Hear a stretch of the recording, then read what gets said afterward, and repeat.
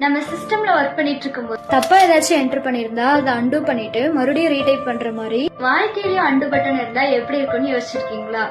Welcome to the Xavier tunes, the short story of close to God. நம்ம செஞ்ச தவறுகள், நம்ம செஞ்ச பாவங்கள், அதே மாதிரி நம்ம பேசின வார்த்தைகள் இதெல்லாம் அழிக்கணும், இதெல்லாம் அழிச்சிட்டு நம்ம ஃபர்ஸ்ட்ல இருந்து தொடங்கணும் அப்படின்னு நீங்க எப்பயாவது யோசிச்சிருக்கீங்களா?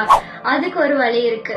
மனுஷங்களால உங்க வாழ்க்கையை மாத்த முடியாது, ஆனா ஒருத்தர் நினைச்சா கண்டிப்பா உங்களோட வாழ்க்கையை மாத்த முடியும். இயேசுவால மட்டும்தான் உங்களோட பாவங்களை எல்லாத்தையும் மன்னித்து ஒரு புதிய சிருஷ்டியாக மாற்ற முடியும். இப்ப நீங்க எவ்வளவு பெரிய பாவம் செஞ்சிருந்தாலும் இனியாவது நம்ம கரெக்டா வாழலாம் அப்படிங்கும் போது உலகம் என்ன சொல்லும், இவன் எப்படி வாழ்ந்தவன் தெரியுமா, இவன் அன்னைக்கெல்லாம் என்ன பண்ணா தெரியுமா அப்படின்னு சொல்லி உலகம் 1000 பேசும். ஆனா ஏசப்பா என்ன சொல்லுவாரு தெரியுமா, போய் இனி பாவம் செய்யாதிரு அப்படின்னு சொல்லி உங்களுக்கு இன்னொரு சான்ஸ், அதாவது அன்டூ பண்ணி உங்களுக்கு இன்னொரு சான்ஸ் கொடுப்பாரு. அதுதான் நம்மளோட இயேசு.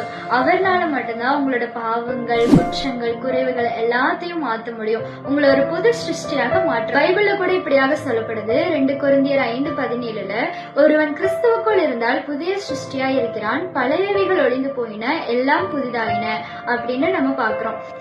உங்க பாஸ்ட வச்சு உங்களை நீங்களே தீர்மானிச்சுக்காதீங்க. உங்க ஃபியூச்சரை காட் கிட்ட கொடுங்க, அவர் உங்களுக்கு ஒரு புதிய தொடக்கத்தை தருவாரு. தேங்க்யூ ஃபார் வாட்சிங்.